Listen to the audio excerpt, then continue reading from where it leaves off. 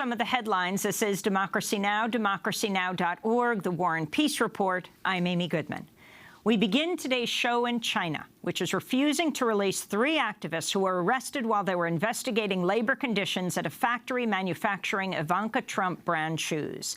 The 3 men were working with a New York-based nonprofit, China Labor Watch. The group was reportedly planning to release a report next month revealing factory workers at the supplier, Huajian International, were forced to work excessive overtime, verbally abused, and paid wages below China's legal minimum.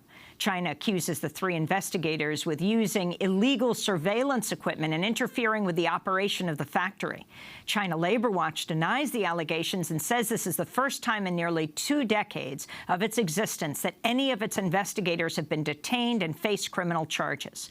Amnesty International has joined in demanding the release of the trio. On Monday, China rejected a State Department request to free the men. Its statement that also marked the first time the government has confirmed their detention. This is China's Foreign Office spokesperson. The people you mentioned were summoned and investigated on suspicion of interfering with the company's normal operations and production activities. Public security officials also found they were in illegal possession of and under suspicion of using wiretapping or other professional surveillance equipment. Those people were detained in accordance with the law, and the case remains under investigation. The Ivanka Trump company has declined to comment on the case. The arrest came just weeks after Ivanka Trump secured 3 new exclusive trademarks in China. The very same day she and her father, President Trump, had dinner with Chinese President Xi Jinping at Trump's private resort in Florida.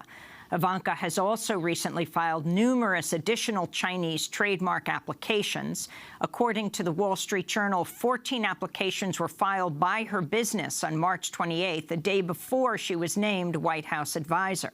Her company has said the applications were filed to prevent others from profiting from her name rather than as an attempt to boost sales in China.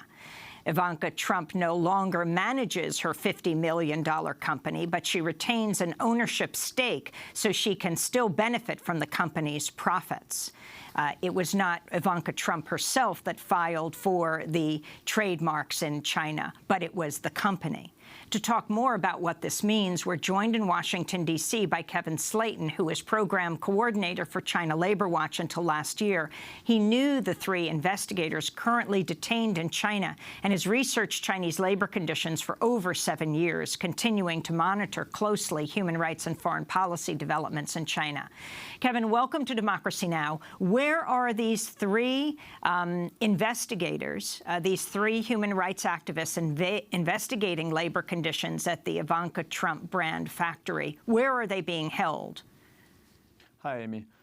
Currently, the 3, according to information we have from one of the investigators' lawyers who spoke to the media a couple days ago, as well as according to other news media, they're being held in Ganzhou, which is in Jiangxi province, which is in southern part of China.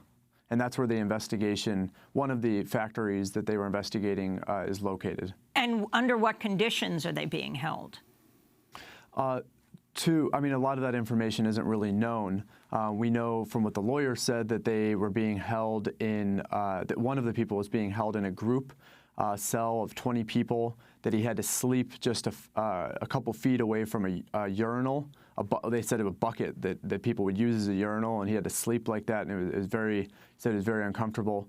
I mean, one of the overarching problems here is that a lot of access is being denied, and China doesn't really have it has a terrible record of guaranteeing prisoners' rights and of torture, especially for people who could be political prisoners like these 3. So can you explain, Kevin Slayton, where this factory is, what it does, how you know, and how these researchers knew that it was making Ivanka Trump brand shoes? Well, just to be clear, I left China Labor Watch early last year in February 2016, so I wasn't part of the investigation. However, I know from what I've read and some communication recently with China Labor Watch, that they sent people undercover, these 3 investigators. I don't know if all of them were undercover, but at least one of them was undercover.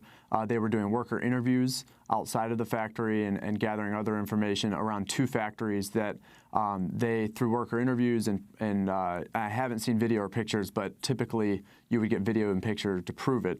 The report hasn't come out yet, so I don't know from the report if they got that information.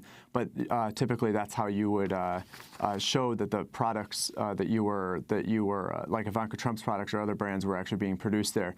However, Mark Fisher, the company Mark Fisher, which is the intermediary for Ivanka Trump's production, did not deny that their products were being made there.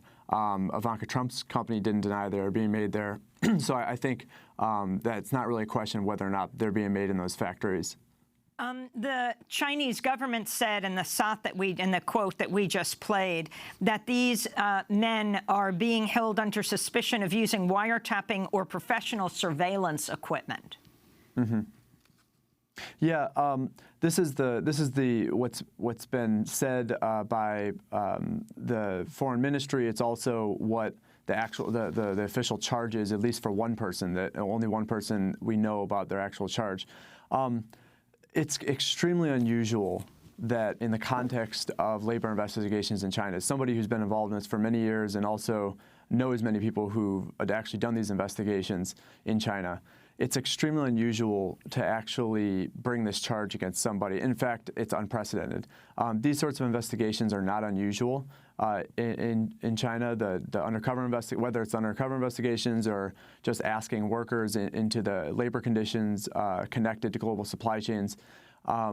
As China Labor Watch has said to media, and I think you mentioned this, for almost 2 decades they've done hundreds of these investigations, and this sort of national level reaction by the government is unprecedented, and it suggests something beyond just the investigations that they say they've arrested these individuals for, and there's something unusual about this. You know, we can surmise that it might have something to do with Ivanka Trump's products, but we don't have direct evidence of that currently. And so what is the State Department, interestingly, the State Department under President Trump, what is it doing to have these men released? Well, I only know, I think, what you may know from what the State Department has said, that it made a statement calling for the release and calling for the guarantee of their legal rights, or the protection of their legal rights, and that was quickly dismissed by China's government. Other than that, behind the scenes, I'm unclear about what they may be doing. I do think that the statement may have had an effect because the lawyer who's denied access repeatedly to Hua Haifeng, one of the investigators, was given access shortly after it was reported and was given a good amount of time to talk to him. So it does matter when the U.S. government says something, and even more it matters when the buyers of these companies say something.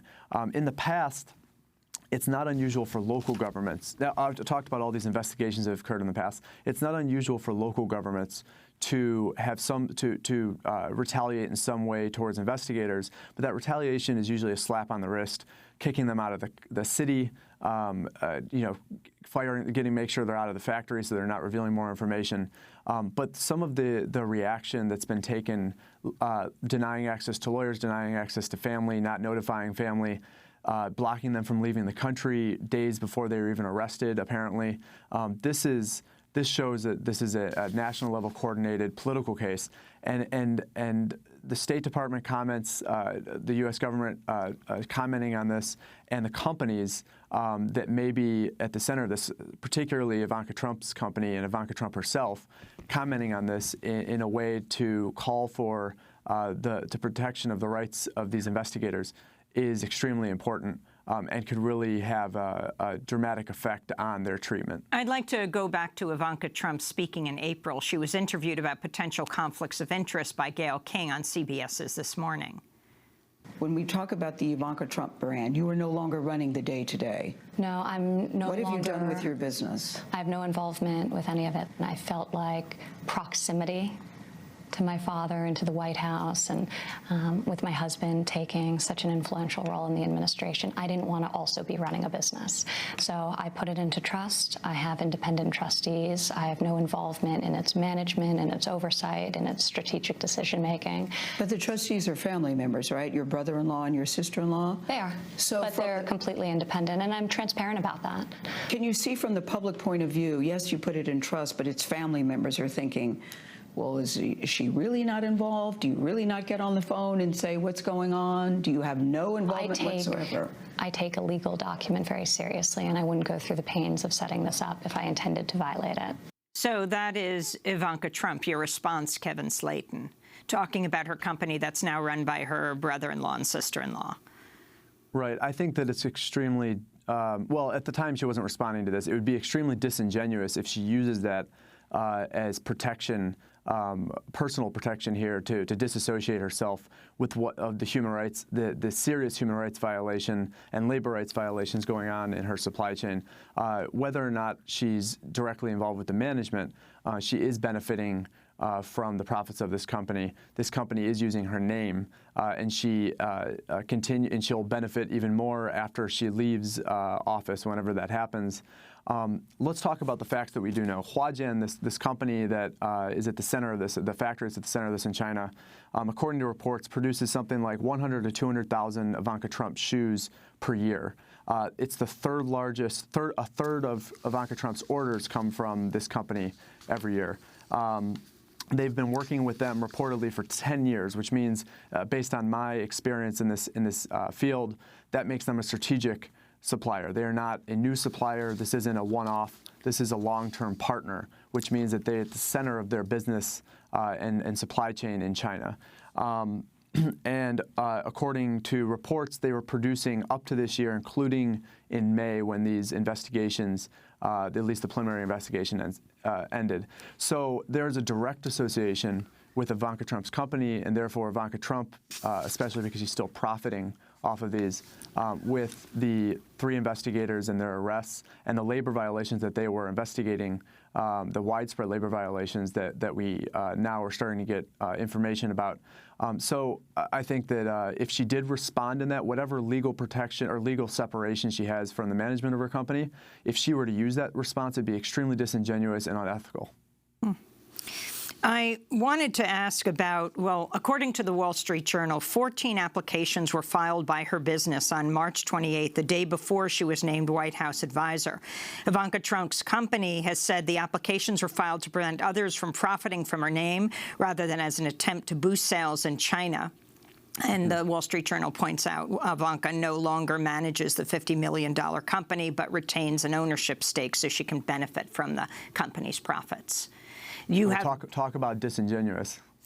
So you have both those trademarks. And then talk about the dinner where her daughter sang in Chinese to the first Chinese family. She had dinner with the Chinese president and her father, President Trump, at Mar-a-Lago. And talk about what happened that day with the exclusive trademarks she was awarded. Well, I mean, I don't know a tremendous amount of detail about the process. I know about the timing of it. I know that before she became White House staff, as you just reported, she had applied for multiple, her company had applied for multiple trademarks. And this is the same thing that it was the case with Donald Trump himself. Dozens, I think it was something like 30 trademarks were approved shortly after he became president in China. The trademarks are approved in China. And I think it just highlights this a tremendous number of conflicts of interests that Trump has more generally, but specifically as it involves China and Chinese companies and Chinese state-owned companies, or banks, I should say. There's news that Trump's organization has a lot of debt with Chinese banks. Trump, we mentioned the trademarks. Trump himself has products, or his company has products that are mostly produced in China. So there's lots of different intersections between China, Chinese companies, and really even if they're private companies, it can be influenced by the government, as we can see in this case. So I think there's a lot of leverage that they could use on the Trumps, or even curry favor through this sort of act. It may not be direct, but this is it could be an indirect signal that, look, we're protecting your interests, Ivanka Trump and the Trump family in China, and it could be unspoken favor. So I think that there's a tremendous number of conflict of interests involved here. So you say this is highly unusual. Amnesty has joined in the call for these men to be released.